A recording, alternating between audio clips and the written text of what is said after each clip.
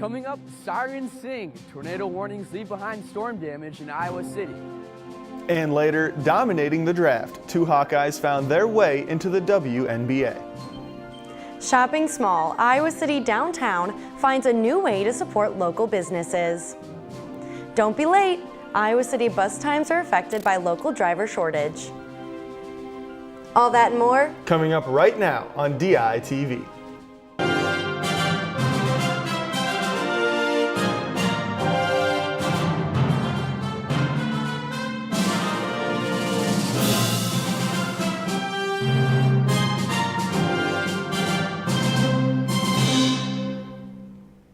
Good morning from Iowa City. It's Wednesday, April 17th, and I'm Hannah Lipsky. And I'm Brady Barrand.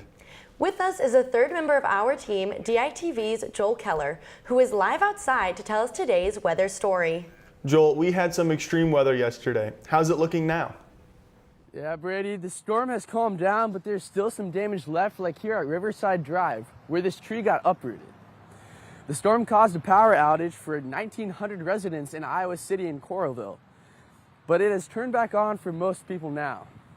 This came after yesterday, around 4:15, a tornado warning was issued for Iowa City and the surrounding areas. The warning lasted 30 minutes and sent out alerts to everyone's phones.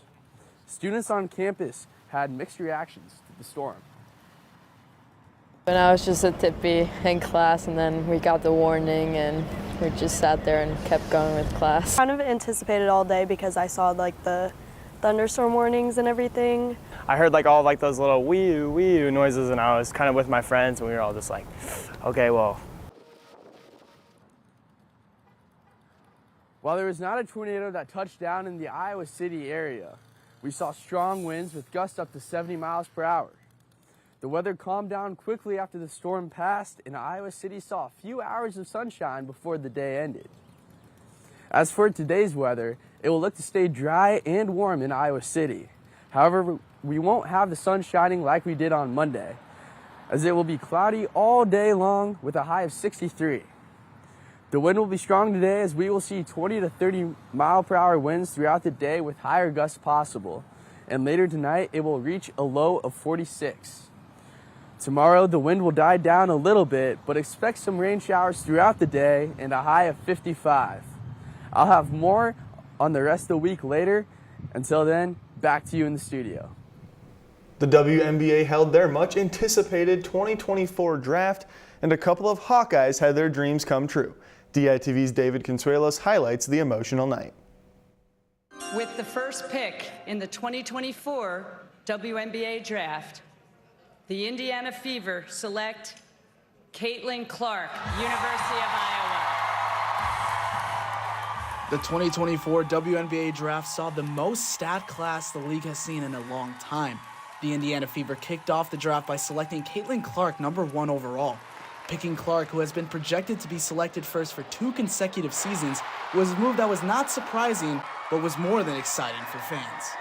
All my confidence comes from the work I put in, comes from my teammates. Like, I know this is a team sport. That's why I love basketball. It's not an individual sport.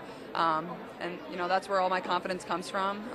That's always what I rely on when, you know, moments feel tense or things feel under pressure. It's like, that's what I just fall back to.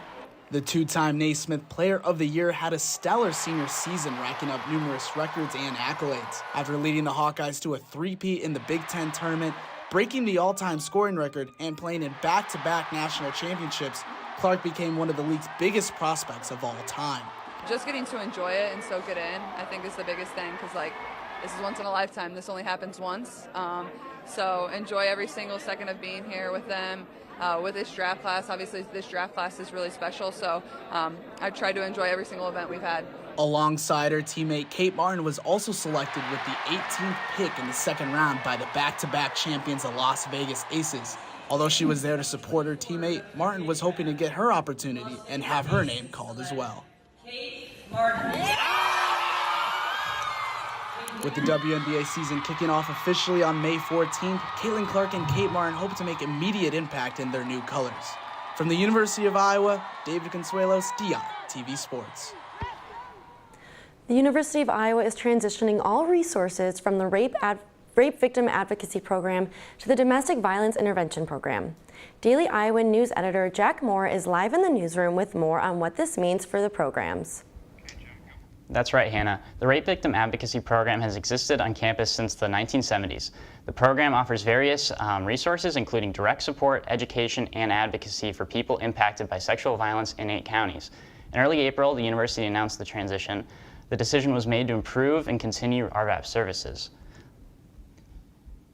More a matter of educating folks to help them understand that this is really beneficial to RVAP's ability to meet its mission, and that there won't be any degradation of services to the university campus. The university says they plan to commit all their funding and services from RVAP to DVIP by September 30th.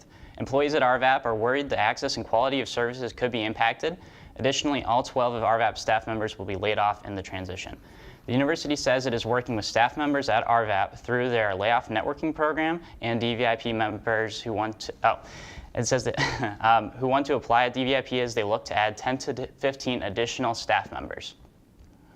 DVIP says they will maintain RVAP's name and crisis number for at least 18 months after the full transition in September. Back to you in the studio. Thank you, Jack. Blooming businesses, Iowa City is adding a new business downtown. We have DITV's Grace Lathrop live downtown now about what this location has to offer.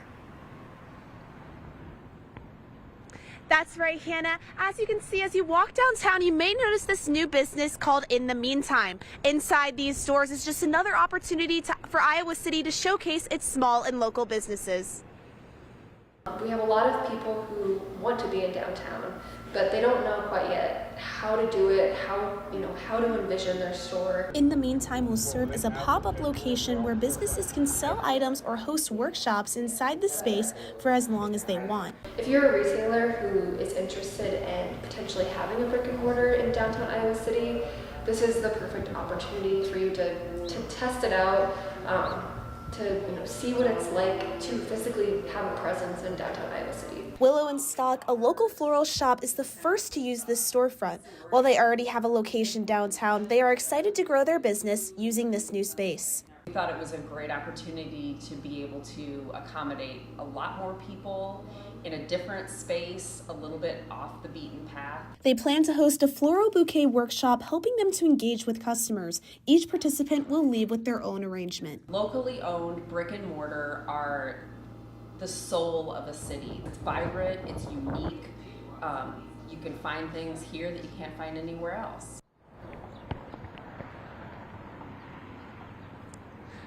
Iowa City is more than willing to support small businesses, and In the Meantime is just another way for downtown to thrive. Back to you guys in the studio. Thanks, Grace.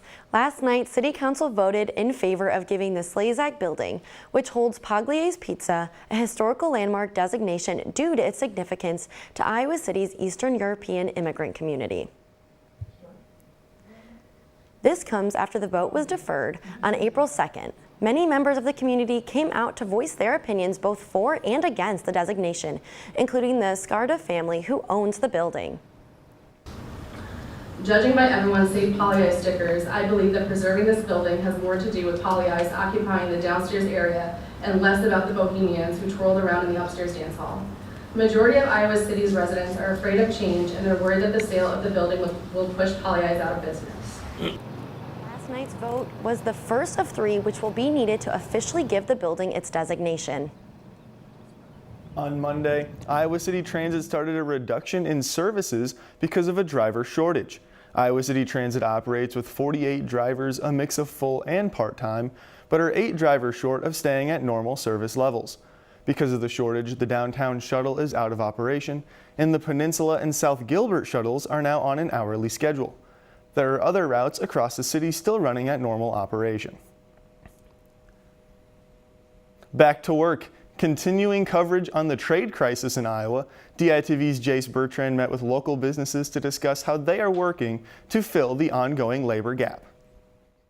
Really what we know is that there is going to be sort of a cliff when it comes to the trades. We have many people in that line of work who are approaching retirement, and construction in our community is not slowing down anytime soon. But how are industries working to bring the younger generation right into the workforce? Some would prefer to have them be certified and trained, while others want to have them fresh out of school. You know, we prefer to get them a little bit greener, to train them kind of our way. Some businesses are looking to hire workers right out of high school, while other organizations are working to provide secondary education and training to students before they enter the workforce. My husband was a carpenter, his dad was a carpenter, his grandpa was a carpenter, and that's how people found out about opportunities in the trades historically, and how they gained the information that they needed to successfully enter the trades. By pairing new workers with more experienced tradesmen and setting up earn and learn programs, organizations such as the University of Iowa's Labor Center have seen a significant increase in people entering the trades, including a 300% increase for women in the last 10 years. So it really is an historic sea change that we're proud to be a part of. However, while more students are entering training programs, it seems that less students are entering the workforce straight from high school, leaving some businesses searching for employees. We don't see near as many applications as we used to as far as kids just coming out of school. And while the trade workforce is overall growing, some industries are seeing more growth than others,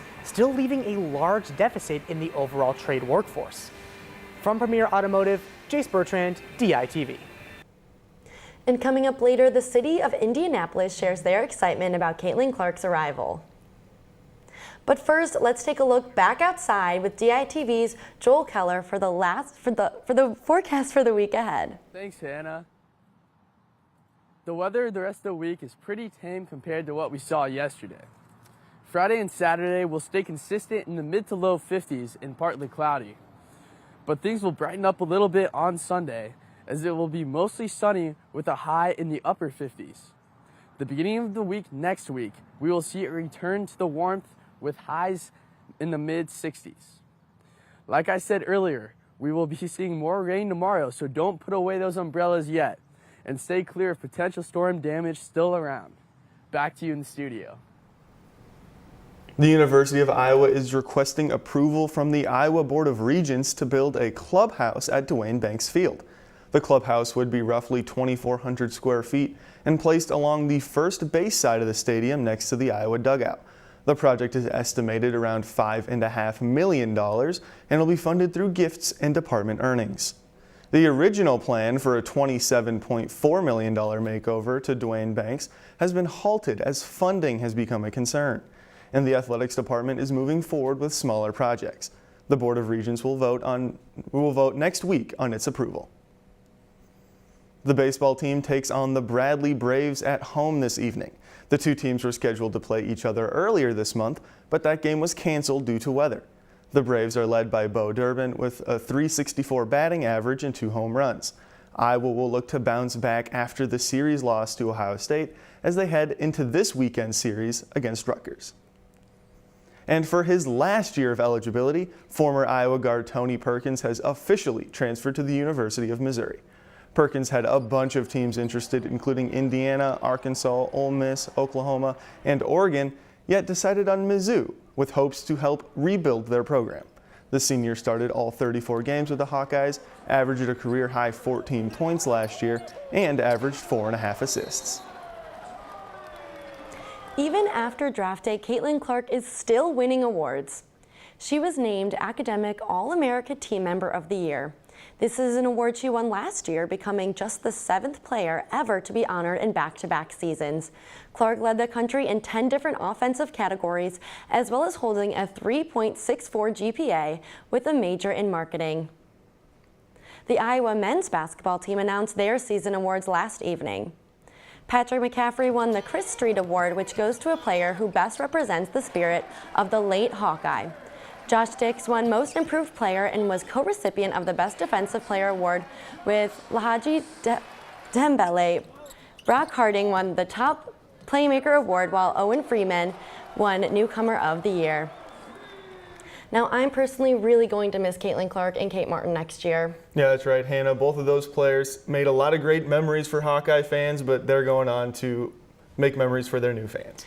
Thank you for joining us online or listening to KRUI 89.7 FM. We're here live from Iowa City every Monday, Wednesday, and Friday at 8:30 a.m. and online anytime at dailyiowan.com. For Joel Keller, Brady Barron, I'm Hannah Lipsky. See you again on Friday morning right here on DITV.